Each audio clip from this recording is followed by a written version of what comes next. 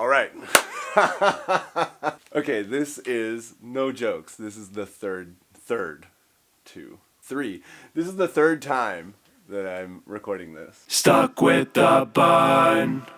How are you guys? What's going on? I'm the bun. You're stuck with the bun. On this show, we talk about things that we're stuck on, things that I've been stuck on and figured out, or things that you might be stuck on and that maybe we can figure out together. Today, we're talking about strings. Number one comment on the channel is definitely what strings I use or what strings you should use. One of those is really easy to answer. The other one is we're going to try and figure it out. When I started playing baritone guitars, there were very few options for strings. I think there was only two manufacturers when I very first started, and I'm pretty sure it was just the Ernie Balls and the GHS custom shop strings, and I've always got those from a place called juststrings.com. I'm not affiliated with them or anything like that. That's just the place where I buy strings. Any baritone strings, really, if they're available locally, which is not common, but when they are, I usually will just buy out the whole row. Now there's a whole bunch of options. Let's see. So D'Addario makes two flavors of baritone. Pyramid makes strings. Labella, Elixir, Kurt Mangan. Never heard of Kurt Mangan before. I don't know. So there's a bunch of options. The Ernie Balls, those are the ones that I use the most for tuning to G on a 28-inch scale guitar. This guitar is 28 inches in scale from, can't see, the nut to the bridge. They're the same strings as in the Metropolitan string pack. For those of you who have picked these up, that's pretty cool, but they're just those strings. And when you get these, you get the 4-inch Metropolitan album with it. It's just a download, but it's cool. It's got this little jacket here. But where are they here? Yeah, they're just the Ernie Ball strings. If I'm using a longer scale guitar, what would that be, like 29.75 up to 30-inch in scale? I use lighter strings, and I use the D'Addario baritone light, which are 13 to 62. On regular guitars, or not regular guitars, but short baritones, so 26.5, I have one of those tuned to A, and I'll use just regular Ernie Ball Cobalts, the 12 to 54. So that's what I use, and you don't have to use that. Okay, to answer the question, what kind of strings you should use, the most important question probably is like, how long do they need to be? Because if you only have a 26.5, like this guitar here, whoa, like this guitar, this is a 26.5 baritone. It's very short for a baritone, and you can use regular strings on it. So whatever strings you already know that you like, you could probably use it on there, and awesome. But if you're going longer, so 28-inch scale, 27, you might get lucky with certain string makers, and there might be some that will fit. I don't really know. If somebody does know, help everybody out in the comments and let them know. So some of the things that will make for a loose or tight feel. The number one thing is obvious. It's the actual string gauge. Like a heavier string will usually feel a little bit heavier, a little bit tighter. Not always, but usually. The other thing that makes up for the feel is the core of the string. So more winding with a smaller core is usually a slinkier feel, and less winding with a bigger core is usually a bit stiffer. You kind of got to play a bunch and know what you're playing to be able to figure out the difference. I've played quite a few strings, but it's not always clear, I haven't really kept track of like the specifics, so if anybody knows the specifics, share that. So dull or bright, typically if the core is really big, it can give you a duller tone. And also, the bigger the string in general, usually kind of a dull sound. Or duller sound, not as bright. A much larger gauge might get your tension up, but it might also bring the tone closer to like a bass type of sound. I don't really like too heavy of a string because of the sound of it.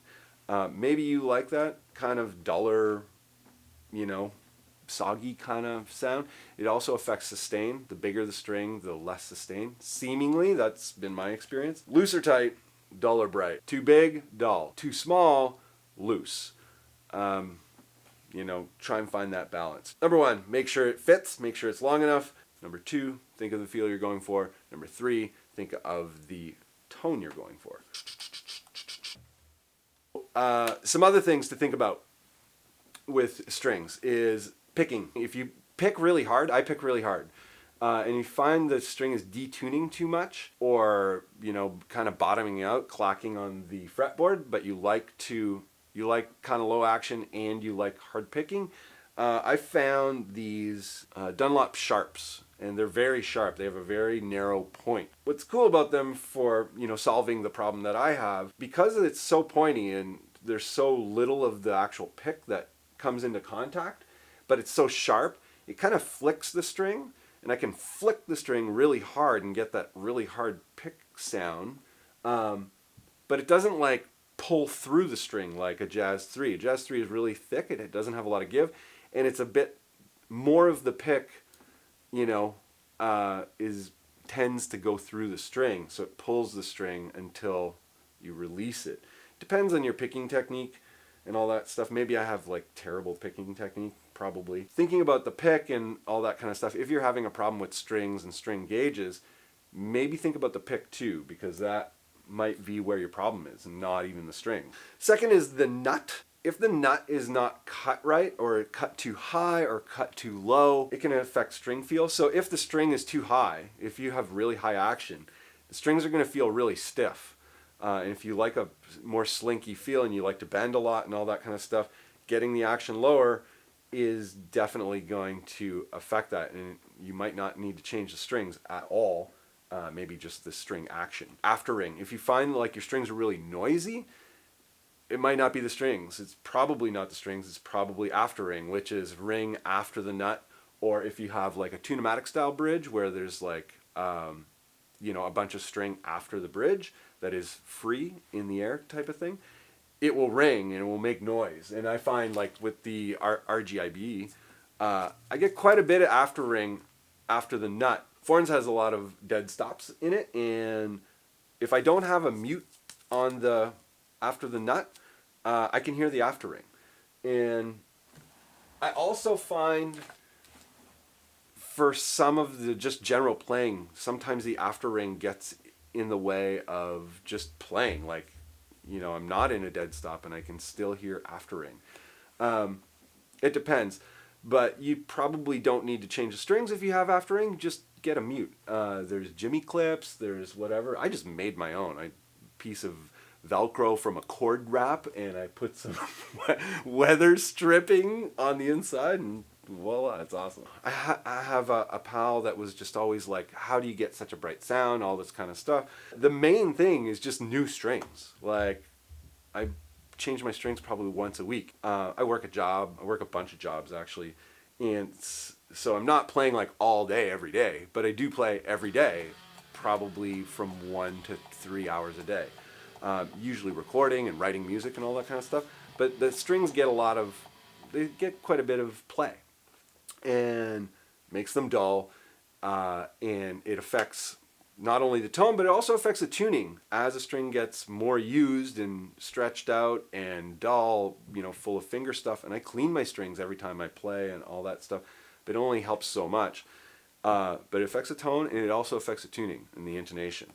So new strings that are properly stretched tend to tune better and usually have a nice bright tone. And that's a huge part of my sound. New strings, almost always, like unless I'm lazy and, I might go 2 weeks. 2 weeks of using the same string. Whoa. Might not be the string brand. It might just be that you leave them on too long. Strings don't last, they get used. So they don't last that long, unless you do like, who are these guys? There is like the Elixir Nano Web. They're like coated. They're like 12 to 68. They have a coating on them. They feel kind of weird. People who love them, love them. A lot of people hate them. It's a very polarized audience for the Elixir strings. What do you guys think? What kind of strings are you using? What are your string problems actually? Rather than asking the question, what strings should I use? Being like, what is it that I'm looking for? and try and like break it down so that you can solve that problem. A lot of people know a lot of stuff, so you should talk about that more.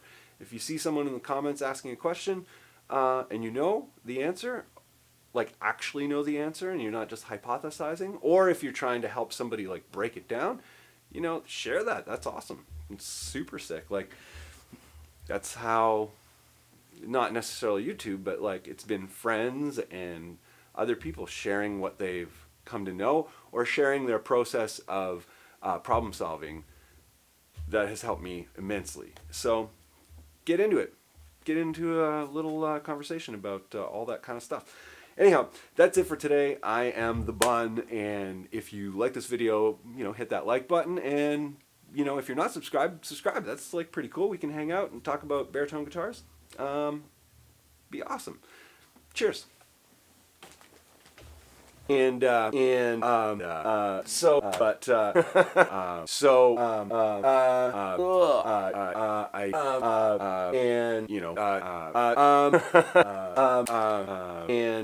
yeah, we're stepping up production today.